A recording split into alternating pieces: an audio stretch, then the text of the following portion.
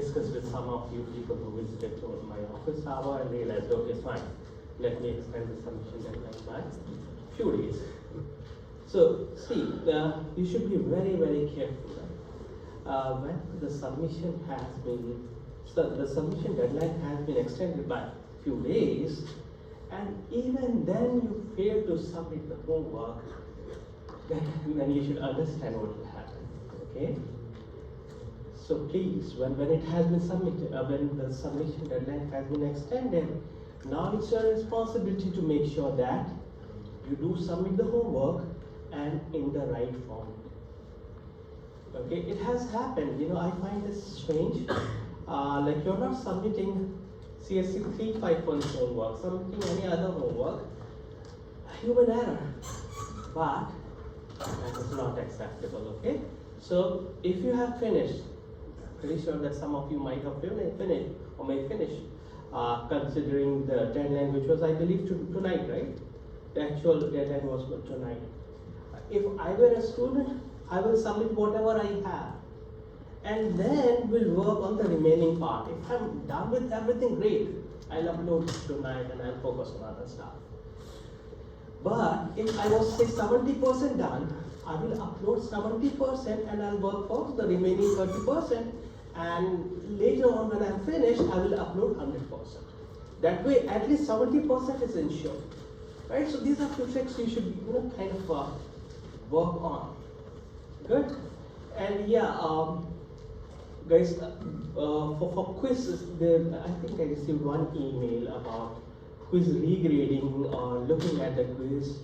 So one more week, right? So you can come and have a look at your graded quiz till next week, Wednesday, in my office hours, right? Beyond that, it will not be possible. Okay, so extended this deadline by one more week. If you want to have a look at your graded quiz, please come and see me in my office hours next week, till Wednesday.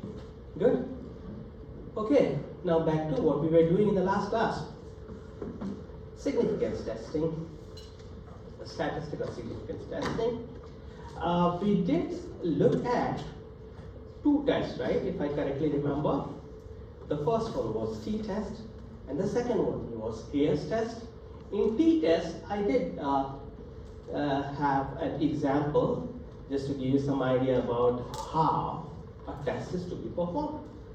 I'm not claiming that we would understand everything on the t-test. We would have some idea about how the testing is done. Okay? And I would encourage you people to dive a little deeper, right? To understand, if you don't know, have some understanding of these parameters, alpha and the parameter p. I was thinking that I'll add these definitions in my lecture today, but I was focusing on the contents that we have to discuss later, so I couldn't do that. If you need help, feel free. I will find out the definition and share with you. Okay? But let's discuss a little bit, right? What is the role of alpha when we start a test, right? As an example, let's go back and look at that test. Okay. This is the example that I had. We had the null hypothesis. And then, while doing this calculation, we looked at the table, right? And in the table, we made this decision, okay? We said that alpha should be 0.05 significance level, right? What do we mean by that alpha? Probably I asked you this thing. I could not discuss alpha. Alpha and phi. These two things should be discussed together, then only we'll have a better understanding of why are we doing it, what is it that we are ultimately concluding towards the end of the test, right? Any idea about alpha? If we discussed, or if you know from any other course that you have taken, alpha being 0.05, what does that mean? Okay? So There's something, yeah, go ahead.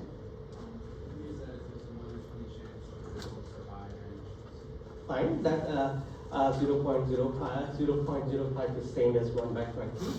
Okay, so what does that mean actually? When do we decide about alpha? We need to decide about alpha, right? And what does this alpha say? Very good.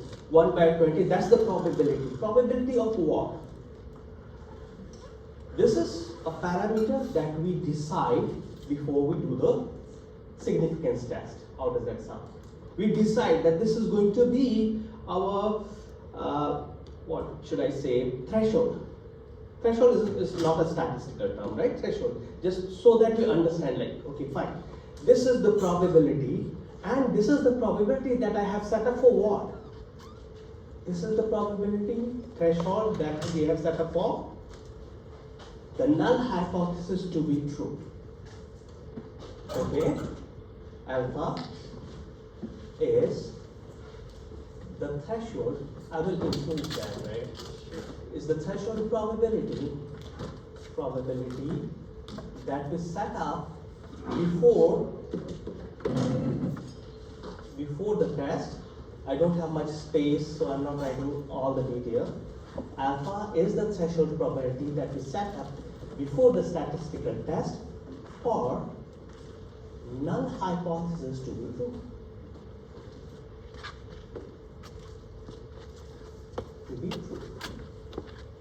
Null hypothesis, right? So let's take this example only to understand what is done in typically a statistical significance test.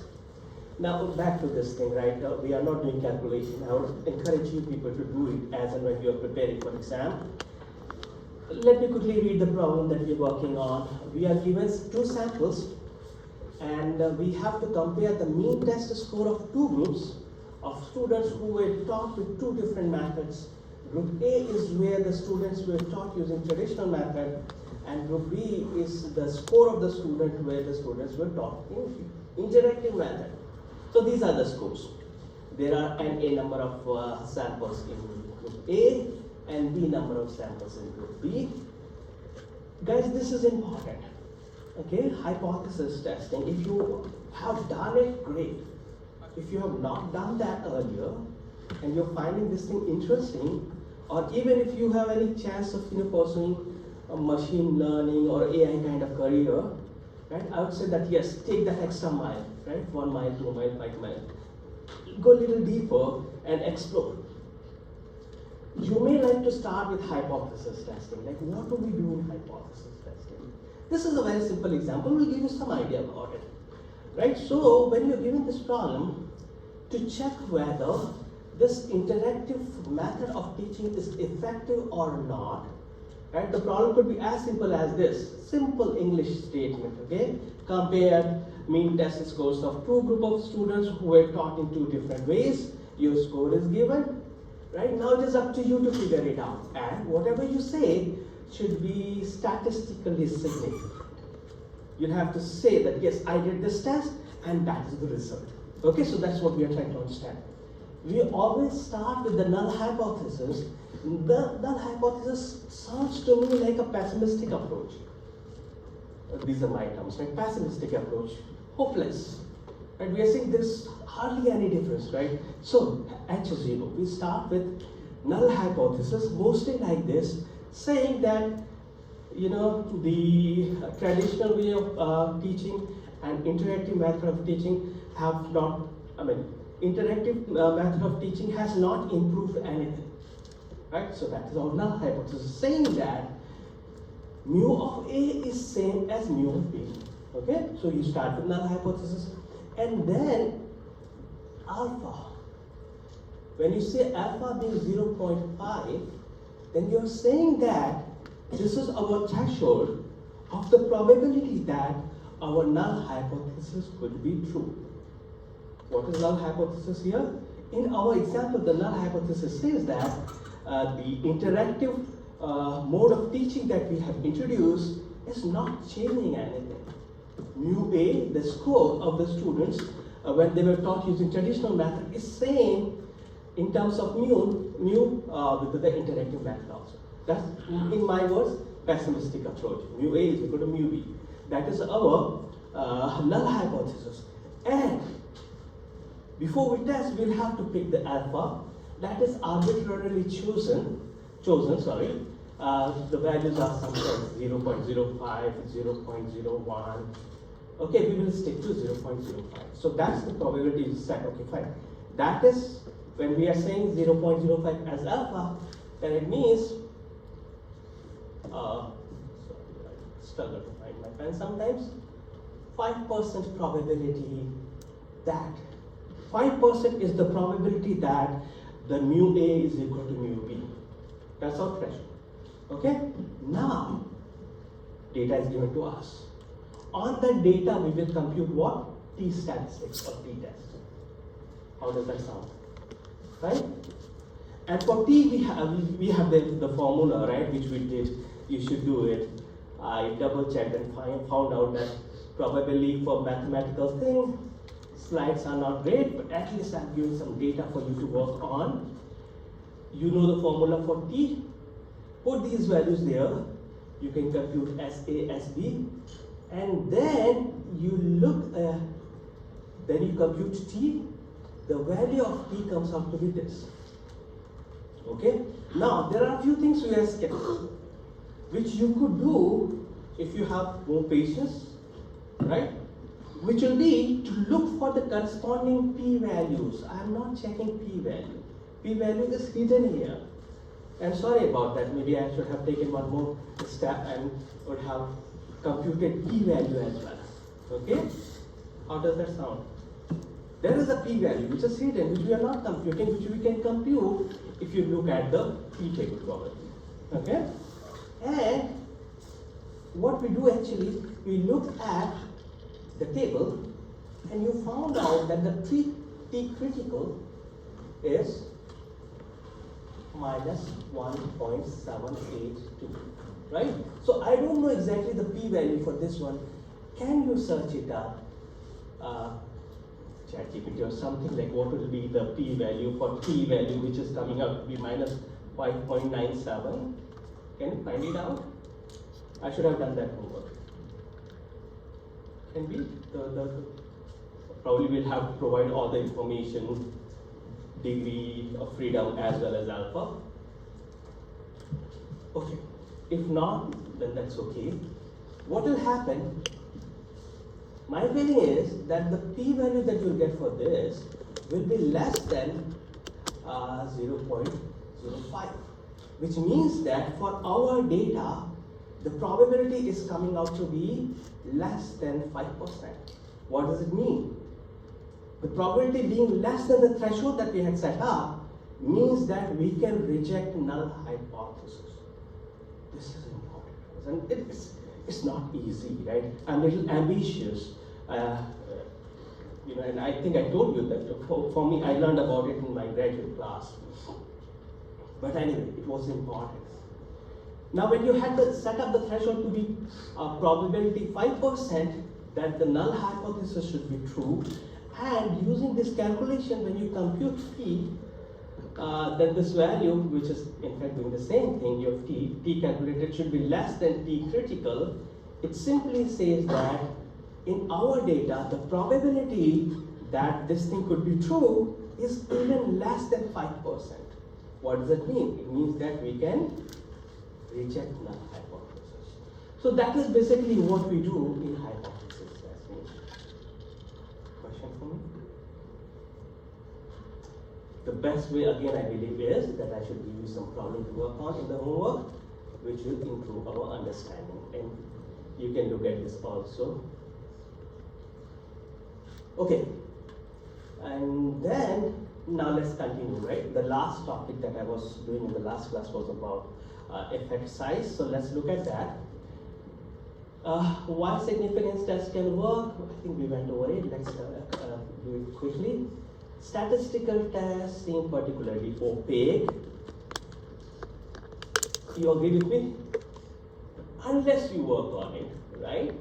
Without this exercise and all, without this problem, it was 100% opaque for me, or maybe I would say at least some 70%. But as and when you solve more problems, it will get a little transparent to you. You would understand what is happening. You know the algorithm. You know the algorithm. But these are based on some sound statistical probabilistic work done by smart statisticians and mathematicians. Case test we did already. Let's not spend too much time on this. Ferroni also we did. Again, I'm thinking of giving you people some problem on that in your next homework. Okay. We were doing this thing actually, which says that for large enough sample size, extremely small differences can register as highly significant. For this, you can consider the example that we had, right, where on the y-axis we have r, and here n is the sample size, right? So this kind of result we have seen, which simply conveys that for the Pearson correlation coefficient, if n is smaller, we need higher value of r. But as n goes larger, even slightly smaller r could be significant. That's about significance, right? We need to also think about, let me read this thing, right? It will make more sense. Now the significance measures the confidence that there is a difference. Okay? Significance says that significance test highlights our confidence in the difference between distribution, but we also need another parameter which is effect size. And what effect size does, it gives us the importance of the magnitude of the difference, right? So there are a lot of things to be asked in the exam, and I'm sorry I can't have another midterm exam unless you people request for it. We will have anyway a quiz, but quiz will remain a quiz, can't be a midterm exam. There are so many interesting things, right, that you need to prepare for an exam. Effect size as well as the significance tests are important. That's the message, right? Why? Because see, the significance test will tell us what's our confidence in the difference that we are looking at. A statistical significance test says nothing about the magnitude. If we have to say something about the magnitude, then we should look into the concept of effect size. Okay, effect size. And yeah, when I prepare for lectures, specifically for data science, I make sure that the term that I'm using or the term that we are using in data science, whether these terms have any meaning, similar meaning in our day-to-day life, right? Effect size I couldn't find, and seems to me that effect size is a term which is used only in statistics, machine learning, data science. So let's see how would we evaluate the magnitude of the difference. Okay, so for magnitude of difference, we are taking three measures: effect size for the mean, effect size for the percentage overlap of distribution, and the effect size for Pearson correlation coefficient. Right? So again, guys, I don't want to use that multiple times, but I would refer you to go and look at that plot, right, where we had the correlation values and they are changing with n.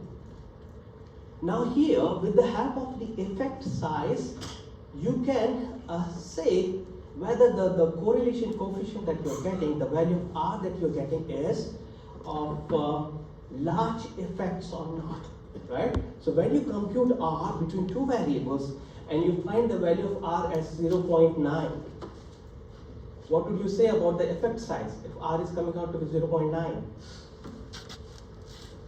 Very simple term, right? You say large effect. Okay, so now we have a parameter for the value also, the magnitude also. So here, if the value is 8 or higher, call that as large effects. And if r is coming out to be 0.5 or between 0.5 and 0.8, as I say, we'll call that as the medium effect.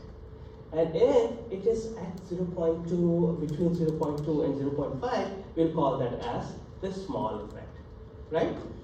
So it is ideal to use these two terms together.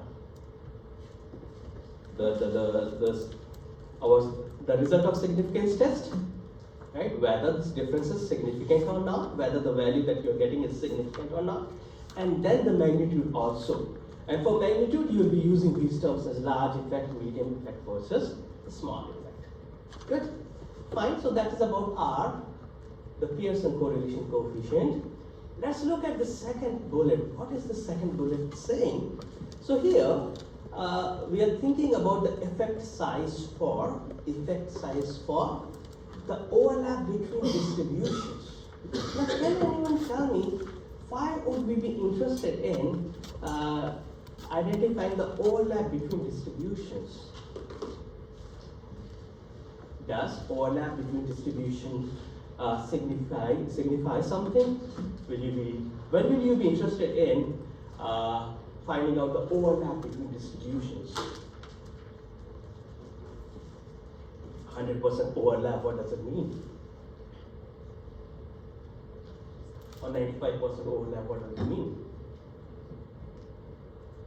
It can be used as a measure of fill in the blanks. Similarity between the two distributions, right? If I go back, I'll be wasting a lot of time, but let's see. Sorry about that. The top. In the left one, we have the highest overlap, right, versus the rightmost at the top. Right? So kind of a measure of similarity, I would say, between two probability distribution functions. So now, see, the difference between mu, if you're finding out, you can use the t-test to say, right, whether the difference in the mean was significant or not. And if you want to make that the statement about the magnitude of the difference between the distribution, go with the effect size. And here again, we have similar numbers. For larger effect, the overlap should be 85% or higher. For medium effect, it should be 67% or between 67 and 85, I'll say. And for the small effect, it's just 53%. Good? Now let's apply the same concept on the mean. Now for mean, we have this measure which is called coherence D. You should know these terms and you should know how to compute these if these are asked in the exam, and the numbers you'll have to remember. Because we'll follow the same rule. I will provide you the formula, which I believe is difficult to remember, but these are the concepts you are supposed to know. Okay, I think exam is not too close, not too far. Maybe 3 weeks from now, I don't know, probably 3 weeks from now, in maybe second week of November or somewhere there. Let's not worry about that. I'm encouraging you that these are few things you need to understand very well. Now, how do you compute the coherence mean? Given the two means, right? Find out their difference and divide that by standard deviation. Okay? And whatever value you get, now on that value you can check whether it is 0.2, whether it is 0.5 or 0.8. If it is 0.8 or higher, you will call that as the higher effect size. If it is around 0.5, you will call that medium. And if it is 0.2 or smaller, you can call that as the smaller effect. So this could be important for maybe a very, what should I say, short 2-point question, right? To and pause, fill in the blank, or select that kind of thing. Which standard deviation are you using for the Standard deviation will be provided to you. You can use either the standard deviation of A or group A or group B, right? And anyone you can use. So if your question is, I think I missed that. Here, in this example, it seems that we are using the standard deviation of the first population. Seems that you can also use the standard deviation of the second population. Okay, anyone you can use. Did I answer your question? Yes. So guys, there are more details in the statistical significance testing. So some of those I will read from here. It is little, detailed. You need more time, and I also need more time to go over those. So there are these subtleties, like whether we are doing one side versus two side test, and for every test there is an assumption also involved. So for t-test, it is assumed that the data that you have, the data of the sample that you have, is coming from normal distribution. I did not cover that. Normally I don't have that in the notes, but yes, that's the case. The data should be coming from normal distribution. So the issue is that when you are doing statistical testing, statistical significance testing, for traditional ones, like t-test, there are some assumptions involved. Okay? And also, you need to also figure out whether you are performing one-sided or two-sided, or one tail or two tails, something like that. Okay? And in our example, right, where we are saying that, where we want to check whether the interactive teaching is different or not. Think about it, right? Just pay attention over this. There are two possibilities. If I say that the interactive style of teaching is same as or equivalent to traditional teaching, that will be considered as two-sided. Okay? And if I change my statement and say that interactive style of teaching is better than the traditional one, then this is one thing. Okay? So there are some minor differences, some details. Probably you will go over that in any statistics class if you take. Okay, so now let's look into a very, very interesting test, permutation test, which students found a little difficult to understand, right? Because here we don't have any formula to use. But if you are interested, like one of the students was interested in knowing the details about KS test, feel free, reach out to me. I'll share with you a very, very interesting video, very short, 20 minutes I guess, explaining permutation test, and that video has done a great job in explaining. We also have a very good example. Let me go over that. But anyway, advantage of permutation test, or why permutation test should be preferred, is first of all, you don't need any parameter for that. It's parameterless.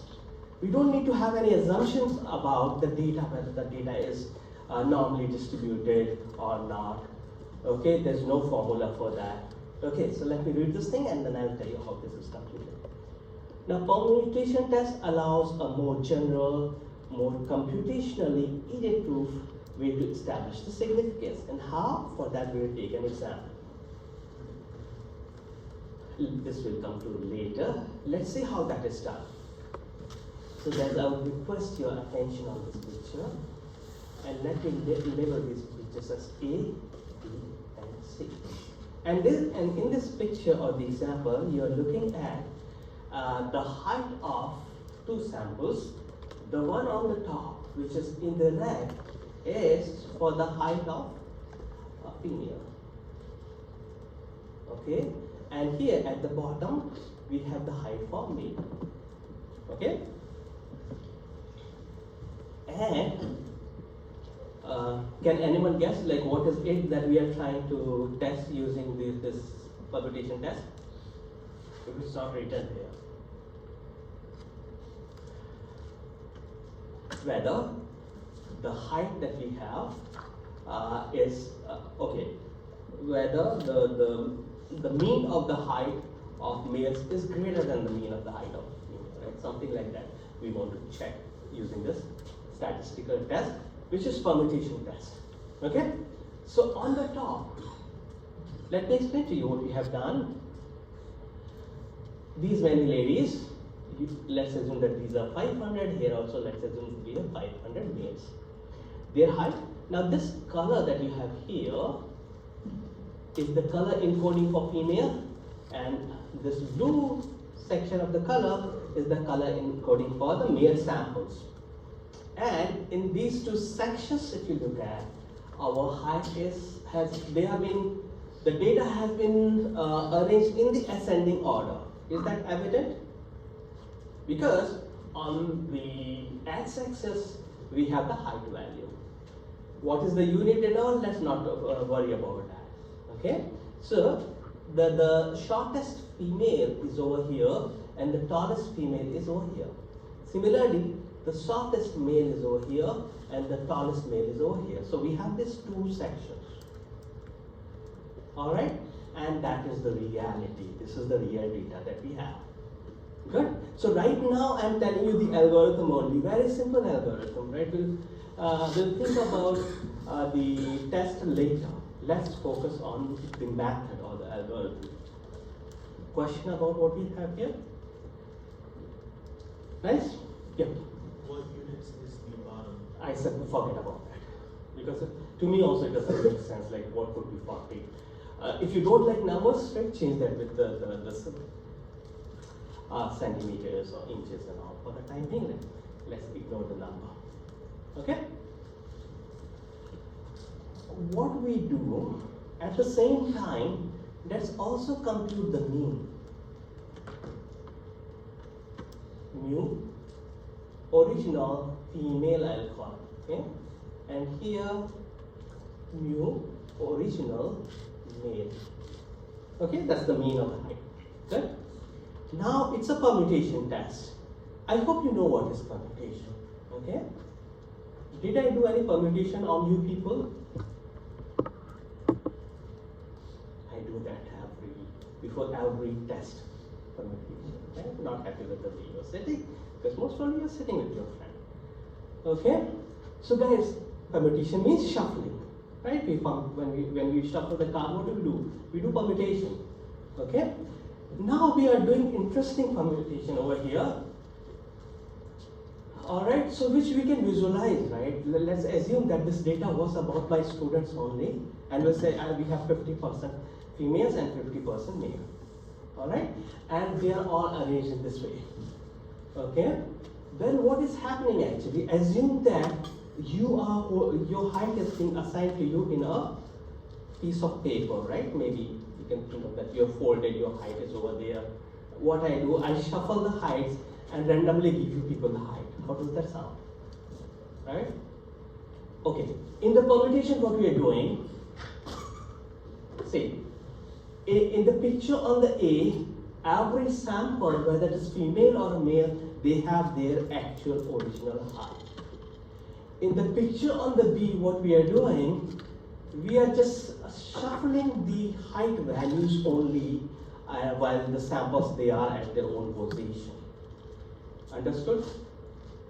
Only the height has been shuffled. Let me explain that to you. What do I mean? If you pay attention to this picture here, this is the height of the tallest male, right? Seems to me that in the shuffling, it has gone to some female, right? So what we are doing, we are only shuffling the height values. Like if I know your quiz grades, I will just shuffle the quiz grades, right? So if you got say 18, in shuffling you might end up getting 15 or might end up getting 7. So you understand this thing? In the top, these are all the ladies. But what shuffling is doing, shuffling is just shuffling the values. Okay? So what we are doing, we are kind of playing with the data. We are permuting, we are shuffling the cards. Kind of shuffling the cards, okay? So that is what we do in the permutation test. And what has happened now, some of the height of the males, may be exchanged in the male samples only. Some of the height of the male could have gone to a female sample, and some height of the female might have come to the male. Very simple, right? It's making sense, right? So here, what has happened is, in the top we still have females, in the bottom we still have males, but their height is different now because they have got a different height that we got through the shuffling process. Done? After that, we don't stop there. We go to the third stage, see, where we now arrange the height in the ascending order. The new height. The new height, because see, actual height is in the A. In B, we shuffle the heights. And in C, what we are doing, these shuffled heights that the females have obtained is now arranged in the ascending order. And similar thing has happened for the males also. Good? What we do now? We compute this thing again. This is mu S1 shuffled 1 female. Here it is mu shuffled 1 male. Good? Right? What do we do next? Here, for this sample, the difference between the height of male and the difference between the mean of the height of male and female was this. Okay, we don't take absolute value, leave it as such. And in this, one shuffle, this is just one shuffle, okay? In the one shuffle, and after C, what you get the difference of mu S1 M minus mu S1 F. Good question. If you have any, please let me know. Sure. It's simple actually, but only when you think about it. It's much simpler than t-test, because in t-test you need to understand, those other details like how do we look at the t-table, what is alpha and what is p. Here also we have p, but probably I may not cover that. I'll see if I go. Yeah, sorry. What benefit have we gotten by shuffling them and not associating them with this? Very good question. See, the issue, well, I think you're asking the same question, like why are we shuffling at all, right? We are shuffling it for the reason that we want to see that the difference that we have originally, mu m minus mu f, is that just random? Is that same as what I'll achieve by shuffling as well, right? So we are saying that, okay, if there is really some significant difference in the height of the male and female, then my shuffling should give me a totally different result. Good? What are we doing? With shuffling, we are playing with the data, right?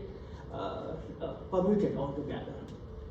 Okay, matched up with the data. Did not keep the kind of, totally randomly change the values of the heights. Stay with me for a little bit more, okay? And then I'll ask if you have more questions.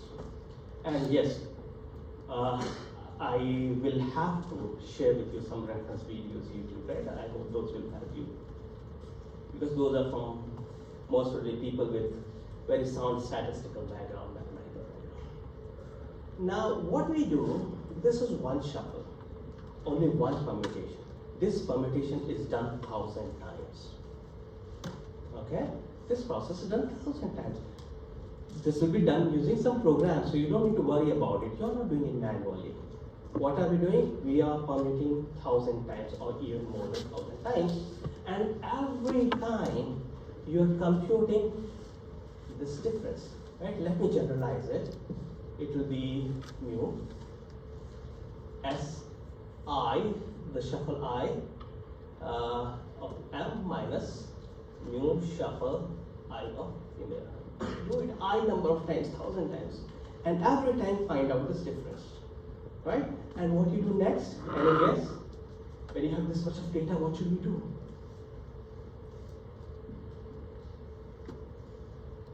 Histogram.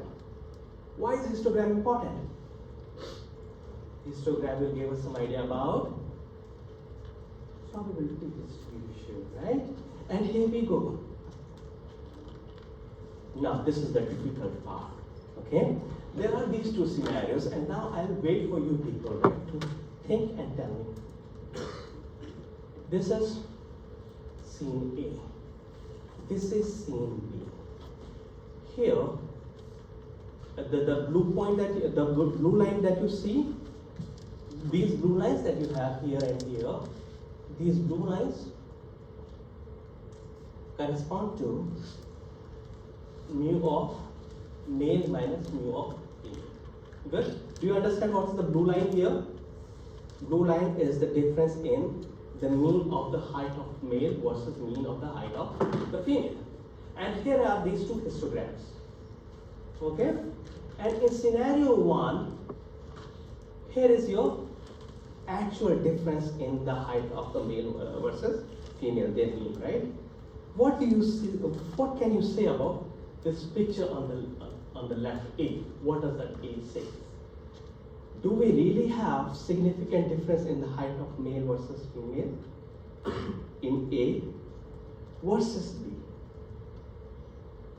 What is this histogram? How did we get the histogram?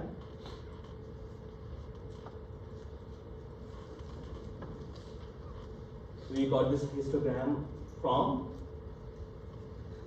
1,000 permutations, right? And in each permutation, finding out the difference and then plotting that difference. Okay, it's frequency. What do you say about A? Which one looks better, A or B? In which case can you say that yes, the difference in the height of male, the difference in the mean of the height of the male versus the mean of the height of the female is significant, A or B?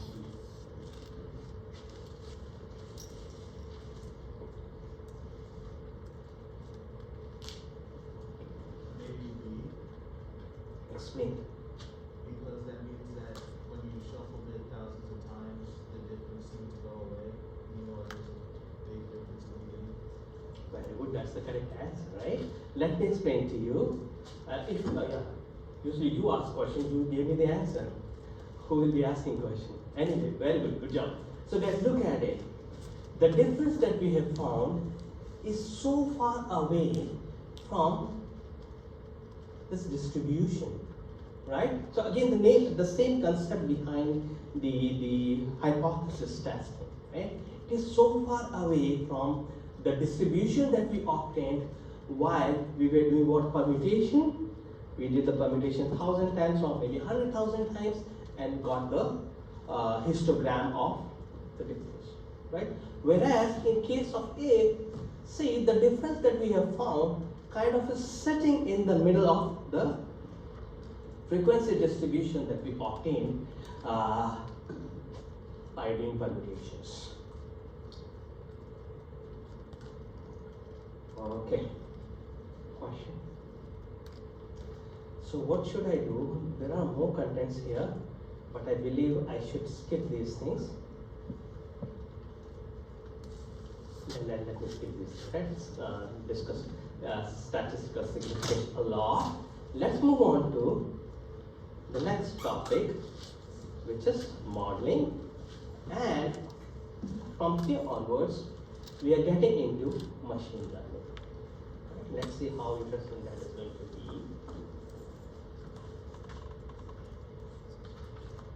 We will have some math, but that math would be only for understanding the models, machine learning models, okay? So building the models. So here we go. So, we have seen something like this earlier, okay? The pipeline, data science pipeline. So here again we have the same data science pipeline drawn in vertically. Earlier we had that horizontal.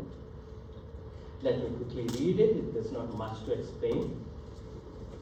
So modeling is the process of encapsulating information into a tool which can be made, which can make forecasts or predictions. Now the key steps in the modeling are building, fitting, and validating the model, right? So these are a few things we will learn. Well, you can recollect the definition of machine learning, where we learned about machine learning as function approximation.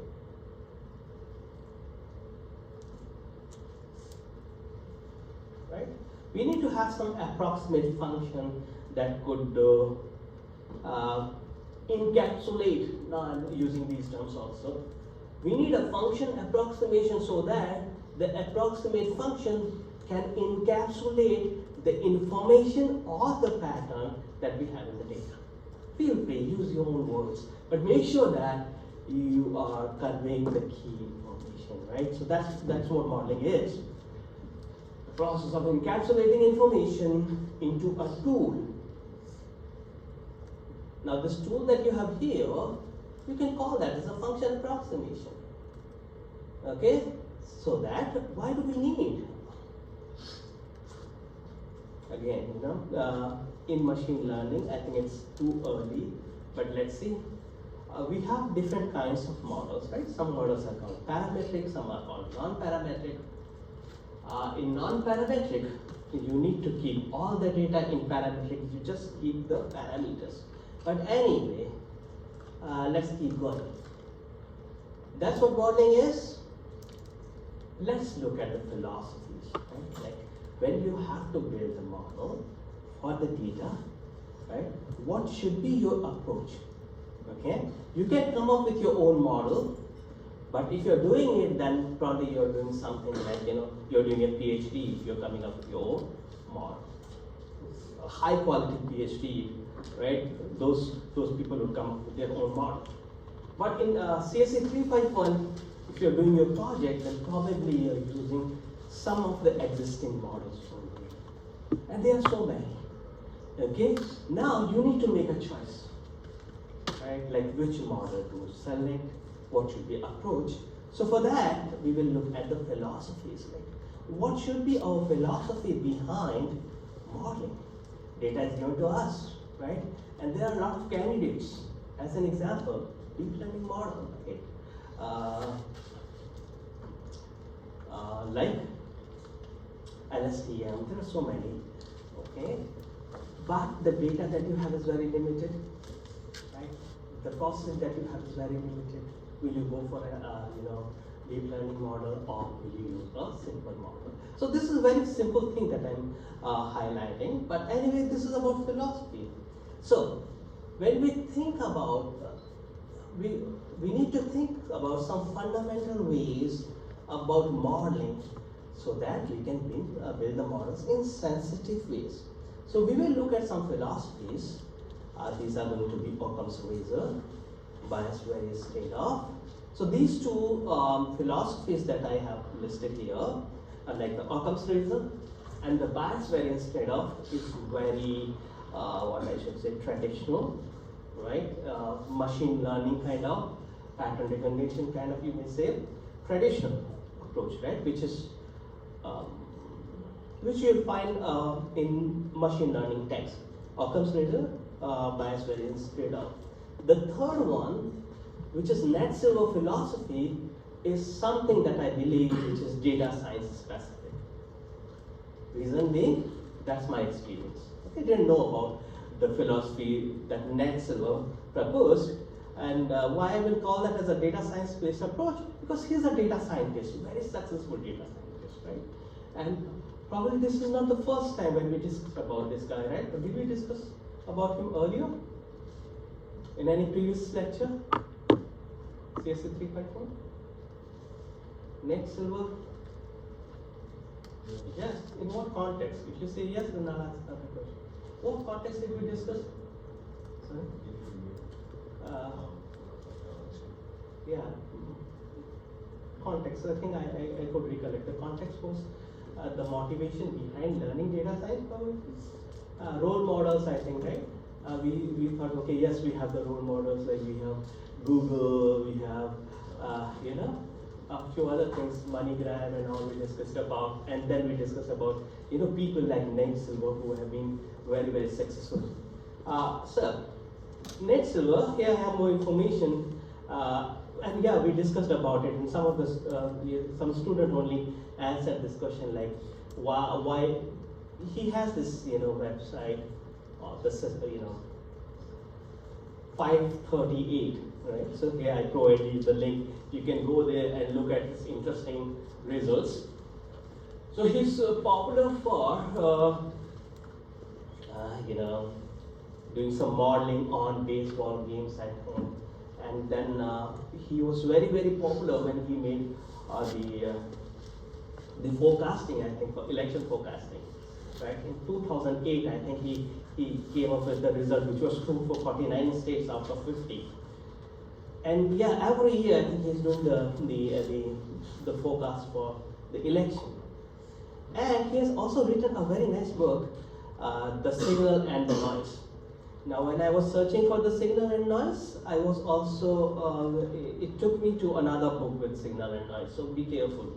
Seems this book is very, very popular in data science, machine learning, fraternity. I haven't read that though, but I must read it. Okay, so we will discuss these three philosophies one by one. For quiz, I don't know, it's still important. For final exam will be extremely important, and your final exam would be very lengthy, as I can think of right now. Occam's razor, right? What is it? It's a very simple philosophy. What does it say? It says that the simplest explanation is the best. Okay, and I asked this question to my students in previous semesters, like, did you guys read about Occam's razor earlier? Or is it the first time? I mean, if you took machine learning, probably there's a high chance that you'd have, read about him, Occam's razor. If not, no problem. You should know what is Occam's razor, right? The concept is very, very simple. It says that when we are given two models, let me connect that to modeling because that's what we are discussing. This philosophy says that if you have two options, two models to choose from, then pick the one which is simpler, right? That doesn't mean that I have a model like M1 and I have M2. M1 is simpler, but its accuracy is say 50%, M2 is 95%. No. Right? In that case, I would not recommend you to go with the simpler model. I would say that go with the simpler model only when these two models are pretty close to each other. Like say if it was 85% and it is 84%, I'm coming up with some numbers, right? The message is that when you have two competing models, almost similar, one is giving you a better result, but is complex. Now the question arises, how do you evaluate whether the model is complex or not? We will discuss about that. A few things we can look into. Okay? Question?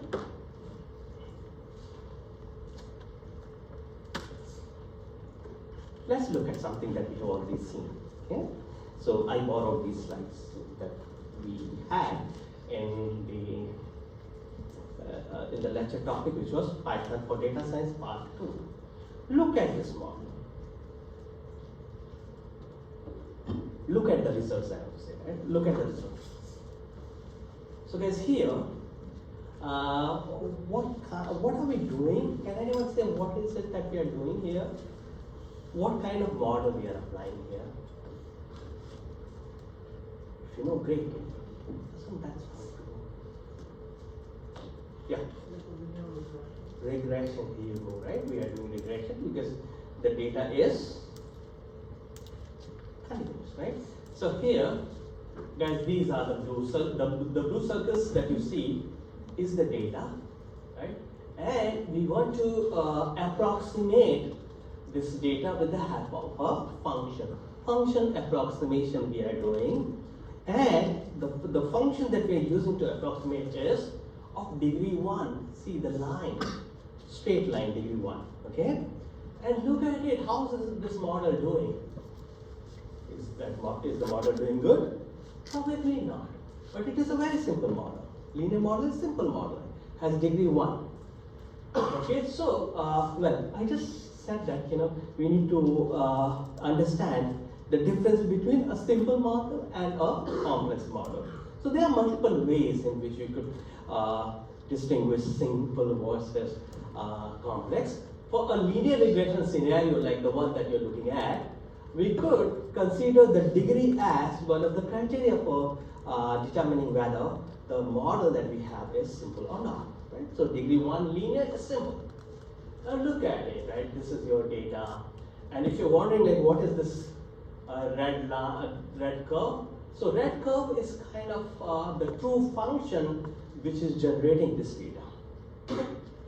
Okay, so the question arises, if the red curve is generating the data, then how come the blue lines are not sitting on the red curve? Is my question clear? Right? If we know the true function, then how come the data is not sitting on true function? Not expecting the answer. The reason is that what has been done, some noise was added in the data so that the learning could become an interesting process. Otherwise, there's nothing to learn. When you know the function, there's hardly anything to learn. Okay? Yes, thank you so much. I was about to request somebody from the bathroom. So guys, what will happen, I need to do that sweat equity. The attendance is still hard copy. I need to type it out, and probably around Thanksgiving time or so, you know your attendance. Okay, so I'm recording it, right? And here you would see that your score, attendance score. Anyway, simple model, okay? Versus this model, complex model, right? What we did, in order to make sure that every data is explained by our model, what was done? The degree of the model was, kept as 57, right? Seems like the model is doing a great job in explaining the training data, but that is not smart. How do we discuss about it, right? Why is this not a good approach, making the model so complex that it is trying to explain every point that we have in the training data, or the data? We will worry about that later. What can you say about the data, right? We just had this discussion. How was the data generated? The blue circles, how are they generated? Using? With noise. With noise, right? And what happened here? So it also Very good, right? So guys, what has happened here? Look at it, right? This is a beautiful example. The red curve that you see is the actual function that we should learn. Okay? And what has happened, just to make this task interesting, some noise was added. So these things that you see, this difference between the point and the true curve is in fact what? The error or the noise, right? And what is happening here? The model is learning noise as well, right? So this is a problem with the complex model.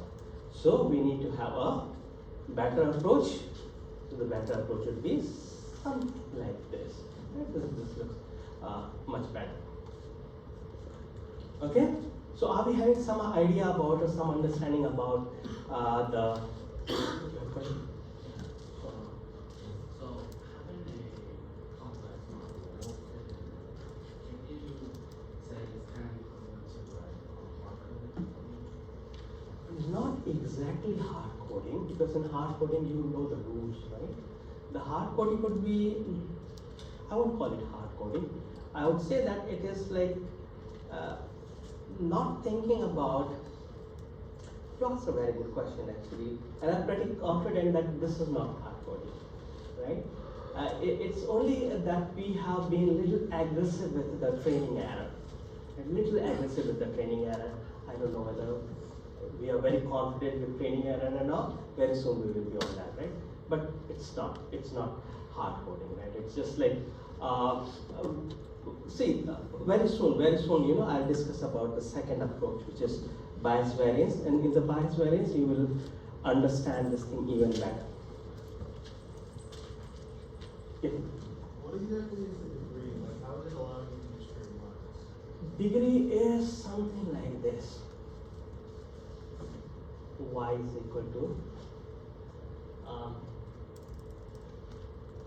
C0 plus C1x C2x square C3x2 something like that. Right? So the degree of the polynomial.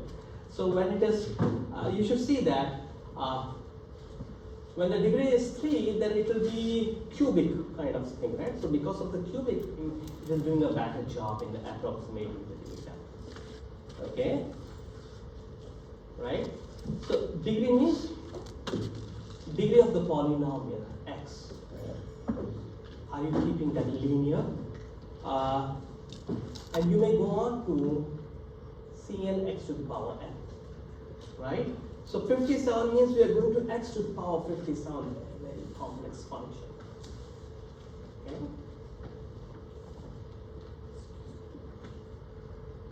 So that is one way of looking at the model complexity. There are other approaches also to model complexity, like the other approaches for with respect to the parameters, right? The number of parameters that we have in the model. So in fact, in this formula only, if you could look into how many parameters will I have in that function if I have to learn, right? If this function I have to learn, then how many parameters are there?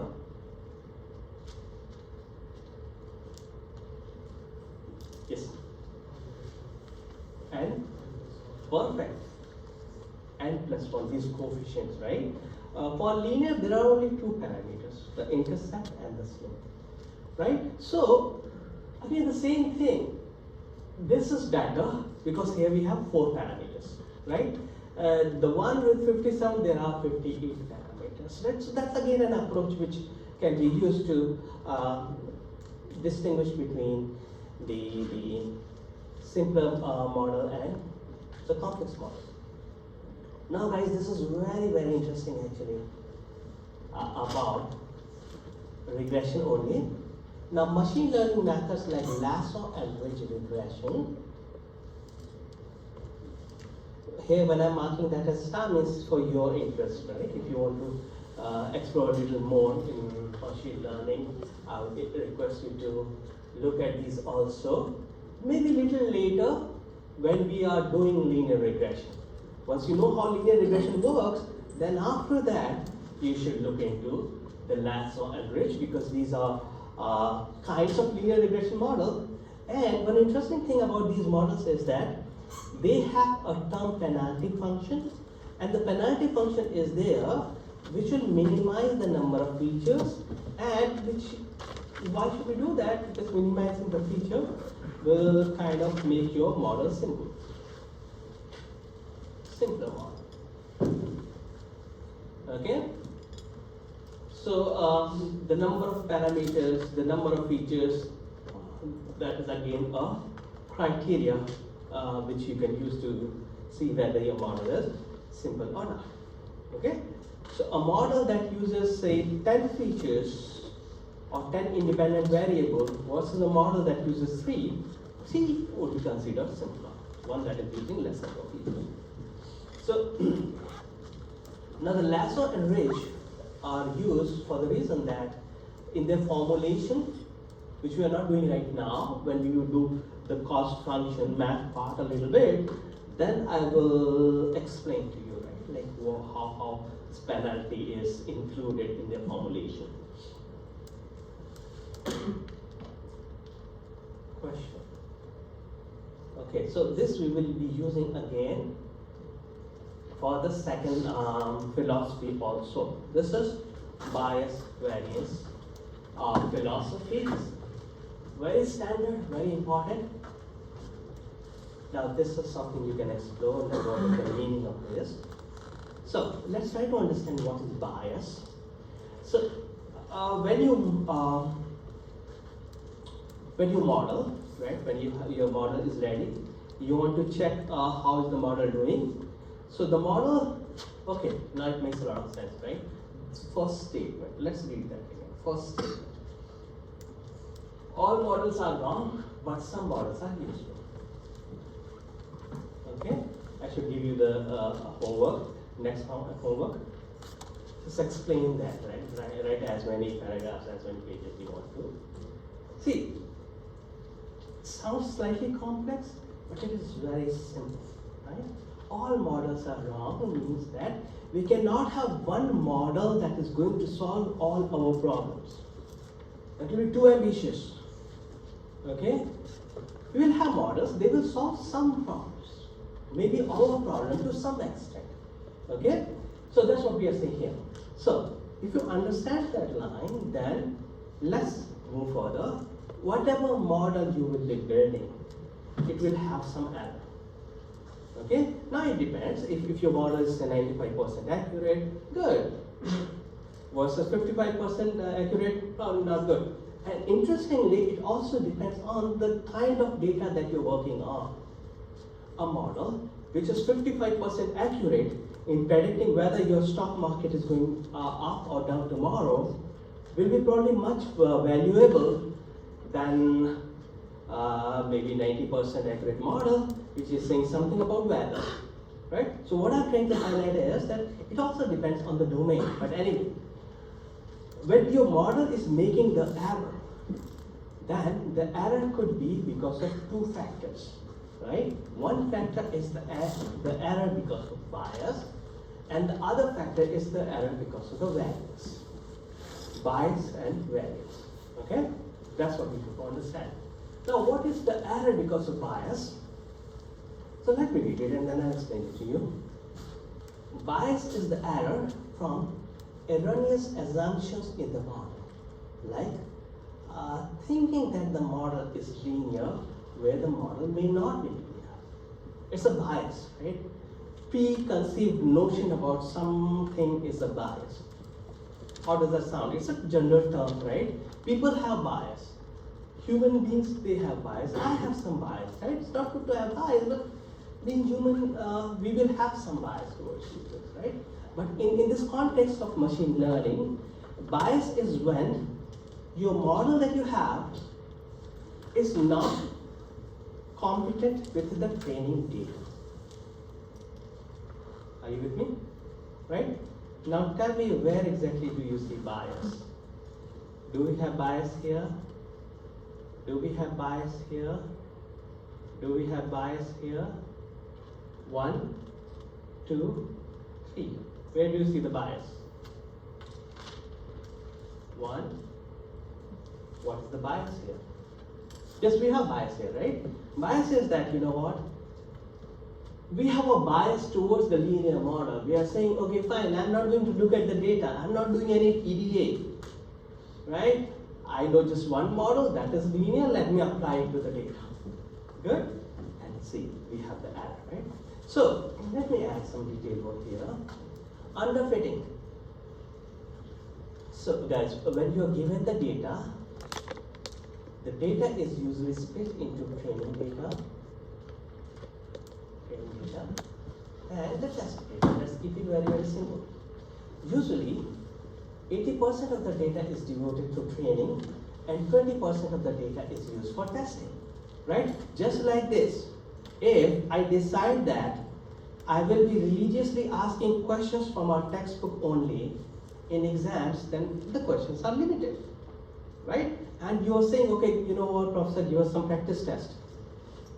Okay, so I say, okay, fine, I'll give you 80% of the questions from the textbook for your practice, and the remaining 20% I'll use for your exams. Right? Just like that. Okay? When the data is given to us, and we have to build the model, then for building the model, we will use the training data. Okay? So when I'm giving you the practice exam, I've done that, I guess, right? For quiz I have given, I don't remember for the midterm exam. But yes, you are given some practice exam, right? And it's possible that there is a student who's saying that, okay, fine, I will only prepare using practice test. And the student is doing horrible on the practice test, right? So what does that say? That means you are not prepared enough. Practice test is just a sample, okay? And I should not be asking the question from the practice test and exam. Same thing is happening for model also. If, look at it, right? Underfit model is a model that has low, not low, high training error. Okay, look at the model. This is your model, and these blue points are your training data. And yeah, the model is not doing good enough, right? So this kind of thing, which is underfitting, where the model that you have is giving a high training error, is an example of an error which is bias error. Okay, so bias error, underfitting, kind of thing. All right. Now, there's another extreme possible, like this one, right? Where we made the model too complex of degree set 57. That is even learning what the noise. Let me remove something that I've written over here. Okay. Good. Bias, you all understand, right? Now we have a variance. Variance means, if you make sense, right? So that's the reason I said that I often look at the general meaning of the term that we have in statistics and machine learning. Because, who's a machine learning person? He's a human being, right? Why is it called machine learning? If you start thinking about it, it will make a lot of sense. So for variance, why do we call it variance? This is the kind of error which a model will show if you change your data slightly and the model is giving a lot of error. Changing the data slightly means if it is doing horrible on the test data, right? So let's map it to the interesting example that I always give. A student who was only prepared based on the practice exam, right? So see, we are at the opposite end of the table. The students would expect, and sometimes students have complained, right? In CSA 114, they write about it, right? Like the practice test is too easy, the exam is difficult. Exam should be difficult, or should be different at least, different from the practice exam. Otherwise, how would I check whether you have learned the stuff or not? Okay, so same thing will happen for variance thing, where model like this, overfitting, right? Overfitting happens when test error is higher. Test error means when you're checking your model, you trained on the training data and you have excessively trained. You made the function so complex as of degree 57, no training error.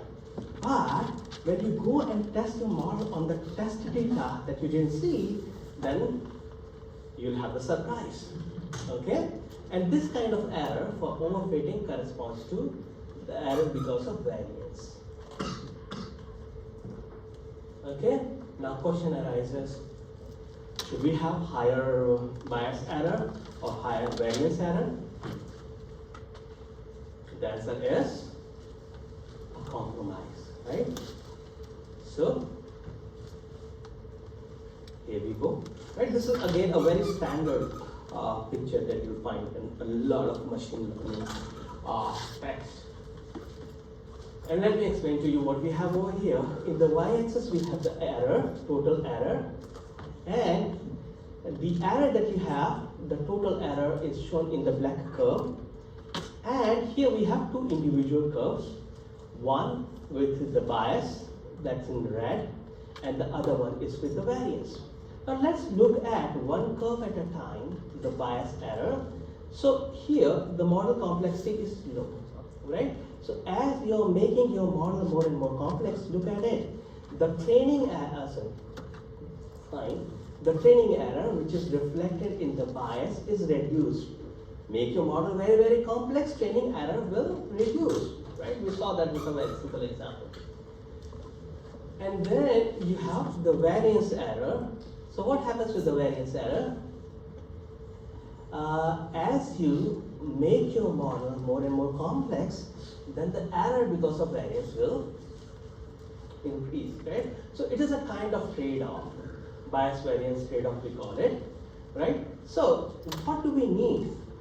We need to pay attention to this black curve which is considering not only the bias, also the variance, right? So probably somewhere over here, right? Yeah, this is where you need to stop, right?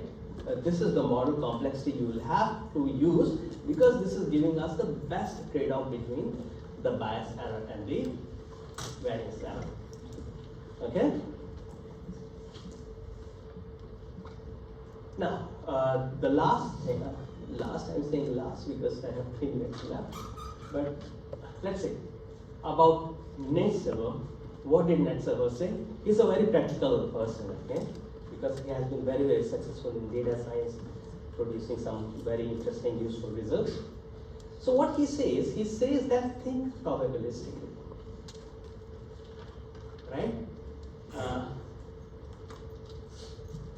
Who thinks that, any student who thinks that he or she is getting an A in CSC 351?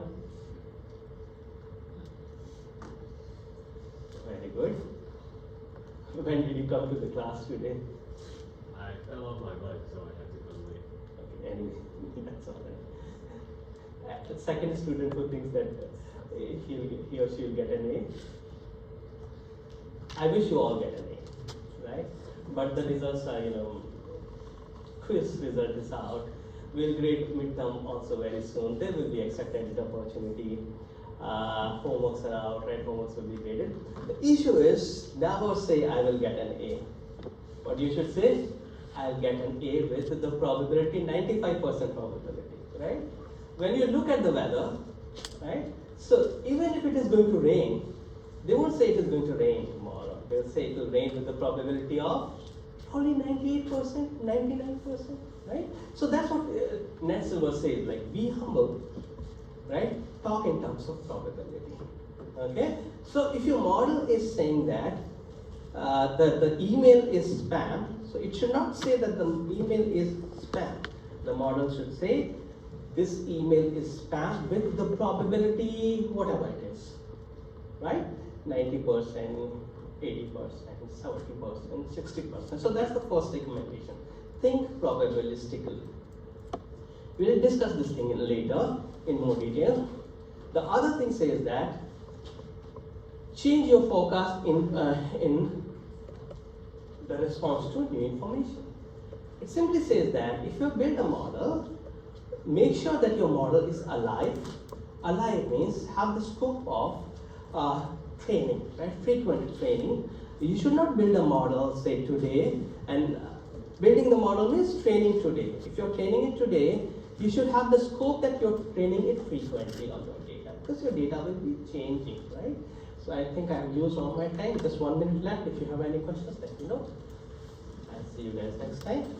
Pass on the sign up sheet, please.